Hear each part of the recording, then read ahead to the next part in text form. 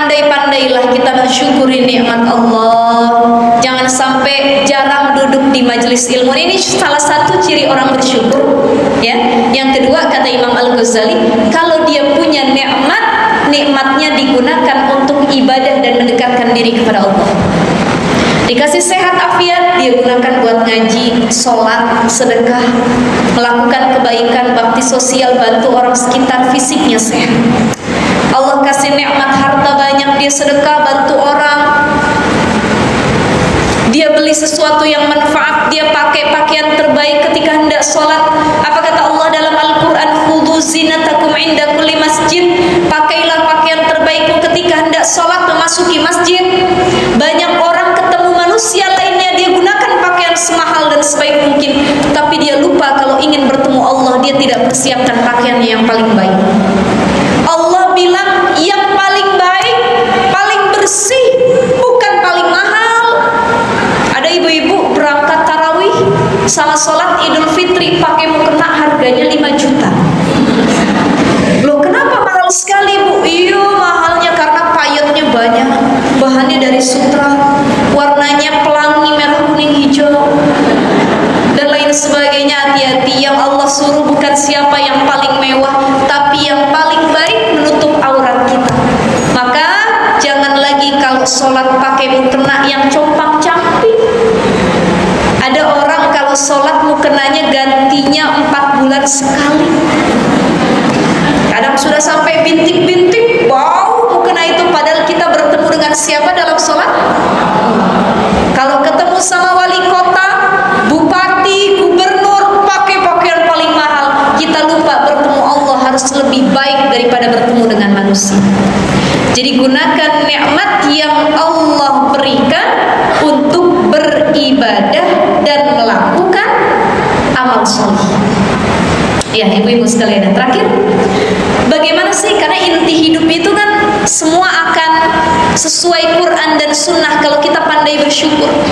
Semua aturan dalam Quran dan Sunnah akan kita taati kalau kita jadi hamba yang faham, sadar, pintar bersyukur, rajin mengelola kebaikan yang ada dalam diri kita. Potensi kebaikan itu disebut dengan orang-orang yang bahagia dalam hidupnya. Maka terakhir, bagaimana cara bersyukur? Kalau tadi kata Imam Al-Ghazali ada 2, dengan mengucap alhamdulillah, yang kedua menggunakan nikmat tersebut untuk ibadah. Maka di sini cara bersyukur pun dibagi 3. Ada dengan aktivitas lisan, ada bersyukur dengan aktivitas hati, ada bersyukur dengan aktivitas fisik. Bagaimana bersyukur dengan aktivitas lisan tadi? Alhamdulillah, alhamdulillah, alhamdulillah, kita minta ampun sama Allah. Itu cara bersyukur juga. Astaghfirullahaladzim wa atubu ilaih. Rabbana zalamna anfusana wa illam taghfir lana wa tarhamna lanakunanna minal khasirin. La ilaha illa anta subhanaka inni kuntu minadh dhalimin. Minta ampun sama Allah. Ini cara bersyukur juga. Ya Allah, saya banyak dosa, ya Allah, saya banyak alfa, saya banyak kekurangan, ya Allah, ampuni dosa saya, ya Allah. Jadikan hamba manusia yang lebih pandai lagi mensyukuri nikmat-Mu, ya Allah, maafin ya Allah. Nah itu disebut dengan aktivitas lisan, zikir. Jadi cara memaknai hidup agar bahagia, dia pandai bersyukur dengan lisannya. Alhamdulillah, berzikir subhanallah, alhamdulillah, wa la ilaha illallah, Allahu akbar, la ilaha illallah, Muhammadur Rasulullah, hasbunallah wa ni'mal wakil, ni'mal maula wa ni'man nasir, wa la haula wa la quwata illa billahil aliyil azim. Zikir Allah, Allah, Allah, Allah, Allah, Allah, Allah, Allah, Allah, Allah. Lisannya tidak berhenti berzikir. Nabi Ayub, ibu pernah dengar kisah Nabi Ayub? Sampai jam berapa saya ceramah, ibu-ibu? Hah? Jom? Insya Allah, dikit lagi ya. Nabi Ayub alaihissalam, Allah uji hidupnya. Maka kalau ada manusia zaman sekarang dia mengatakan, ya Allah, betapa besar ujian yang sedang saya hadapi. No, salah. Para nabi sudah lebih dahulu melewati ujian hidup yang lebih berat. Nabi Musa alaihissalam diangkat sama Fir'aun dan Siti Asia. Udah besar mau dibunuh sama ayah angkatnya sendiri. Sakit hati Musa. Beliau ngadu sama Allah. Bagaimana ngadunya Nabi Musa kepada Allah kala itu? Saya lupa doanya Nabi Musa tuh gimana, ibu-ibu ada yang ingat? Lupa juga.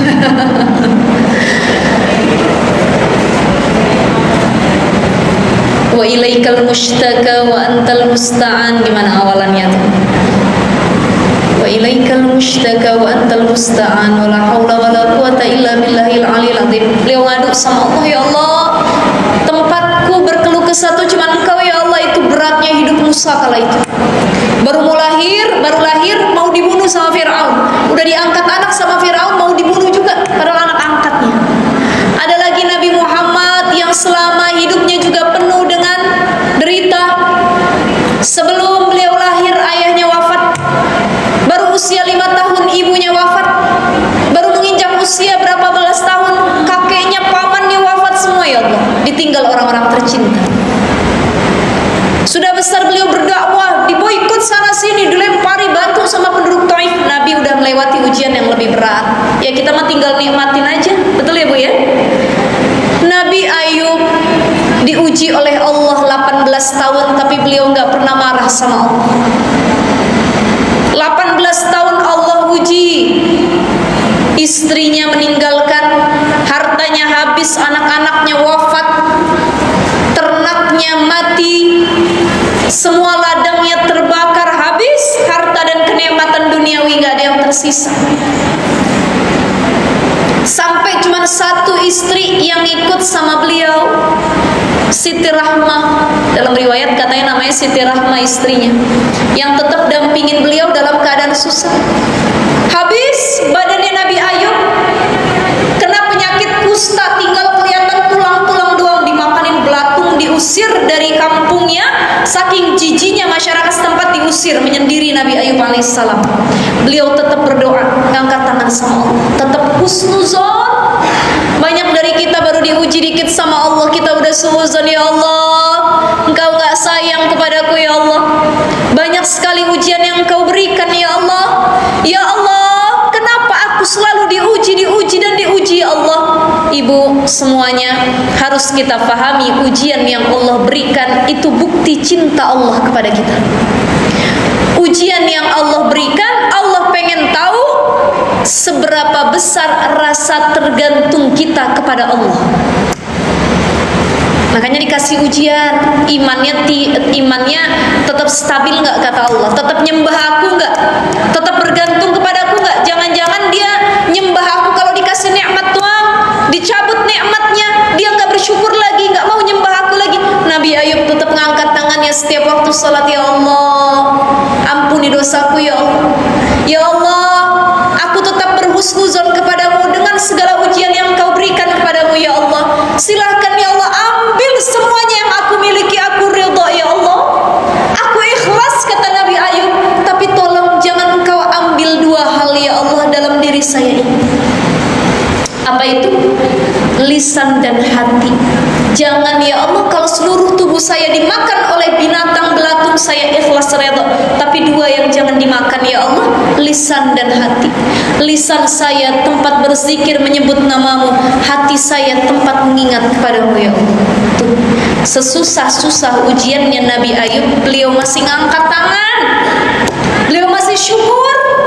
18 tahun kita diuji sama Allah, nggak nyampe setahun, ada yang cuma berapa bulan, tapi merasa kita yang paling berat ujiannya, kita yang paling susah hidupnya. Hati-hati. Kalau kita pengen lebih bersyukur, walaupun kita sedih, kita banyak ujian hidupnya, lihat orang-orang yang berada di bawah kita. Alhamdulillah ya Allah, saya mah cuma segini ujiannya, alhamdulillah. Kesian yang lain yang lebih susah dari saya. Saya dikasih uang belanja sama suami cuma 15.000 karena suaminya susah kerjaannya. Alhamdulillah. Ada orang yang sehari itu dia bingung mau makan apa, bahkan beras pun tidak. Jadi banyakin lihat dalam perkara duniawi, unzur ila man dunaka, lihat orang yang lebih susah dari kita. Tapi perkara ukhrawi, unzur ila man fauqaka, lihat yang ibadahnya lebih daripada kita. Jangan kebalik. Ibadah kita lihat yang lebih males, dia aja nggak sholat, dia aja nggak ngaji, udah saya juga nggak apa-apa dah, gitu ya Bu ya.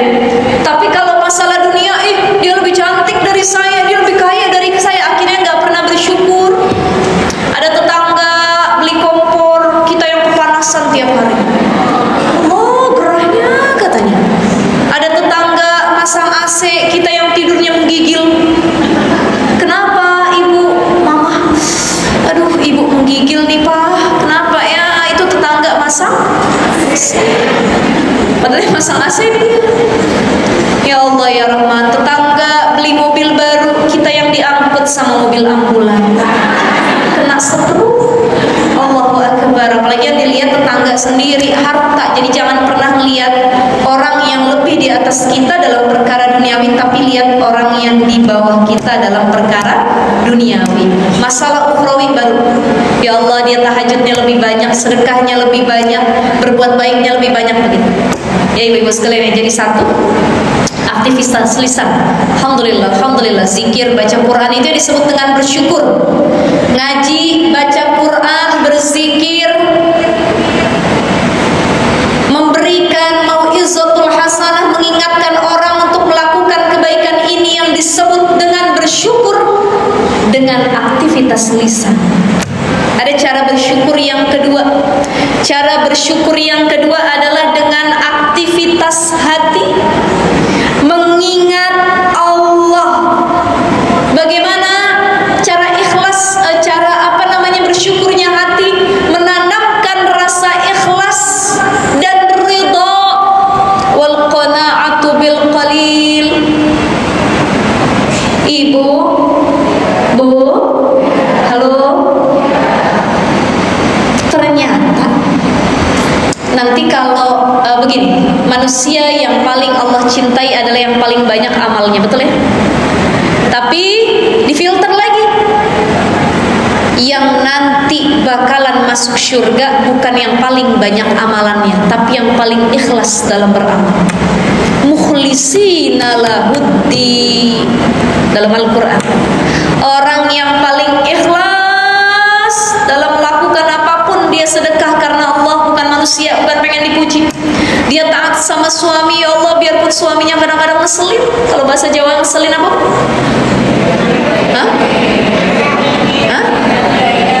Jengkelin. Ada lagi? Hah? Apa? Anyel. Anyelin gitu. Anyeling. Anyele. Ale-ale. Anyele. Anyelin. Anyel, udah anyel gitu ya Bu ya. Ya, suami kita anyel, ngeselin, bikin kesel, bikin marah, tapi niatnya taat sama suami karena nyari ridha Allah, ikhlas. Bukan karena suami kaya raya kita sayang, kita taat. Begitu suami miskin gak punya harta, kita gak lagi taat. Bukan karena Allah, niatnya karena Allah. Jadi setiap ibadah yang dilakukan dengan ikhlas, berarti dia sudah bersyukur dengan aktivitas hati. Ya Allah, saya ikhlas. Ya Allah, saya redha. Ya Allah, sampai umur segini saya belum punya jodoh, saya redha. Ya Allah, ya Allah, saya lagi cinta-cintanya sama suami saya wafat, diambil olehmu, saya redha. Ya Allah, ikhlas, redha, hatinya yang benar-benar lapang. Jadi ciri orang yang ikhlas tuh pakai hati Bu, bukan lagi pakai lisan. Kalau ada orang dia ngomong pakai lisan, Bu, bener nih Bu, 10.000 buat saya, bener ikhlas gak Ibu? Iyo, ikhlas. Itu tandanya belum ikhlas, karena masih disebut-sebut. Tapi ciri orang ikhlas adalah orang yang ketika berbuat sesuatu tidak lagi terucap kata ikhlas dari lisannya. Coba ibu-ibu, kita flashback kembali kepada Al-Quran surah Al-Ikhlas. Bagaimana bunyinya? Qul huwallahu Allahus lam yalid wa lam yakul lahu. Ada nggak dari ayat pertama sampai akhir kita temukan kata ikhlas dalam ayat tersebut? Nggak ada. Kenapa namanya surah Al-Ikhlas? Coba kita baca surah An-Nas. Qul a'udzu birabbil malikin ila min syarril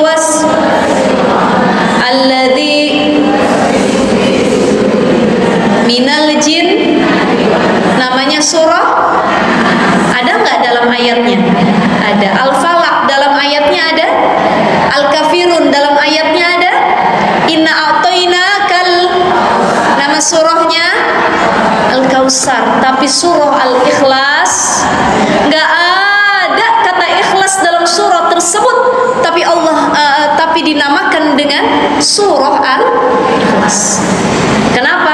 Karena ini memberikan pelajaran ibrah bahwa ikhlas itu ciri keikhlasan itu tatkala kata ikhlas tidak disebutkan lagi. Jadi kalau orang bilang, "Iya saya ikhlas." Iya ikhlas. Berkali-kali tandanya masih dongkol, hatinya belum ikhlas. Masih nggak reto. Tapi kalau dia udah nggak mau ngomong, dia cuma tersenyum. Itu sudah di tingkatan ikhlas yang luar biasa, ya.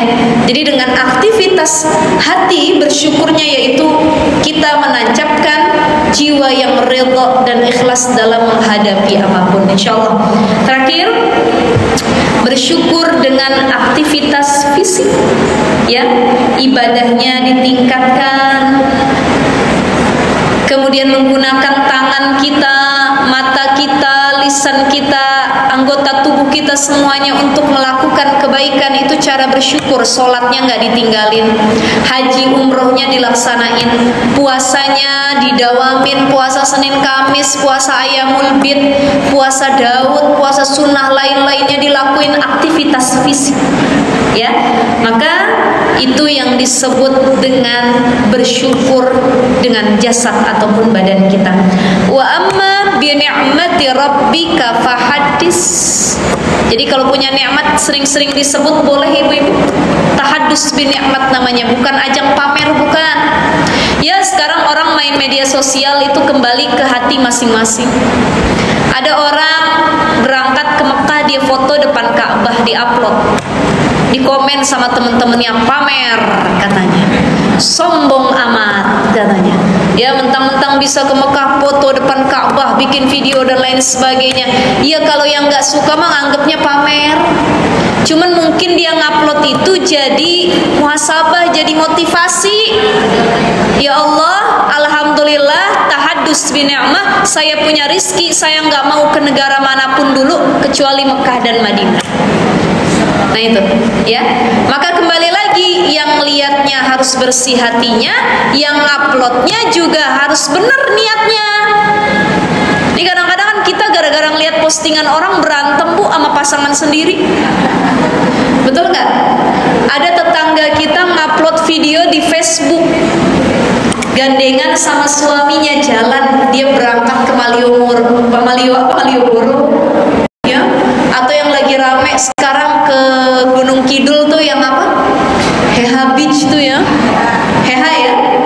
Dia foto sama suaminya, bikin video gandengan tangan, diupload sambil bikin lagu Kita Bikin Romantis. Ibu-ibu ngelihatnya dongkol, ya Allah, bojone ki romantis. Kok bojo aku nggak romantis tuh kayak gini? Suamiku kalau diajak video foto nggak pernah mau. Jangankan video foto, motoin aku aja mau katanya. Gak mau dan lain sebagainya. Dibandingkan hidup kita melihat postingan orang, akhirnya rusak rumah tangga. Jadi sekali lagi, yuk ibu-ibu, ditajdid lagi niat kita, hati kita, lisan kita, fisik kita, gunakan yang Allah sudah berikan untuk melakukan kebaikan. Itu sebagai bentuk rasa syukur kita kepada Allah Subhanahu wa taala. Inilah orang yang bahagia, bukan orang yang kaya, bukan orang yang paling banyak hartanya, bukan orang yang paling tampan dan cantik rupanya, bukan, tapi orang yang pandai mensyukuri setiap nikmat Allah yang datang kepadanya. Orang yang pandai memaknai untuk apa dia diciptakan oleh Allah, kemana nanti dia akan pergi setelah dari dunia. Itu disebut dengan orang-orang yang berpikir cerdas dan bahagia dalam menjalani hidupnya. Insya Allah kita nggak lepas dari Al-Quran dan Sunnah, dan mudah-mudahan setiap langkah kita selalu dalam ridha Allah Subhanahu wa taala. Baik, saya nggak panjang lebar, saya sampaikan atau saya oper kepada moderator. Silahkan kalau ada sharing time atau sesi tanya jawab.